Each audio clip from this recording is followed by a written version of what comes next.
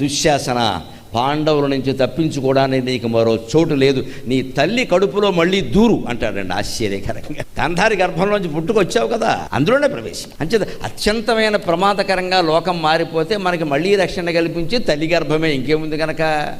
ఇప్పుడు ఆ గర్భంలోంచి బయటికి రావడమే కానీ లోపలికి వెళ్ళే అవకాశం లేదే, ఎన్ని ఆపరేషన్లు చేసినా. అందుకని జగన్మాతృ గర్భం, శ్రీకృష్ణ పరమాత్మ గర్భంలో మనం ఉన్నాము అని భావించడం ఒక్కటే మార్గం, వేరే మార్గం. ఎప్పుడు భయం కలిగినా బాధ కలిగినా పరమాత్మ గర్భంలో ఉన్నాం, మనకేమిటి దాంట్లో ప్రత్యేకించి ప్రవేశించే ఉన్నాం. ఆ భావన మనస్సులో నెలకొనేలా చేసుకోవాలి. అదే ఇక్కడ చెబుతున్నారండి. అన్ని గుణాలు మనలోనే ఉన్నాయి. ఆ దేవగుణాలకు శత్రువులు రాక్షసులు. ఆ రాక్షసుల్ని, మనలో ఉండే రాక్షస గుణాలని మనం సంహరించాలి అంటే కృష్ణనామస్మరణ చెయ్యాలమ్మా, మరో మార్గం లేదు. అన్ని గుణాలు మనస్సులోంచే పుడుతున్నాయి కదా. ఆ మనస్సులో భగవన్నామస్మరణ పెంచామనుకోండి, చెడ్డ ఆలోచన ఎందుకు వస్తుందండి, మంచి ఆలోచన వస్తుంది.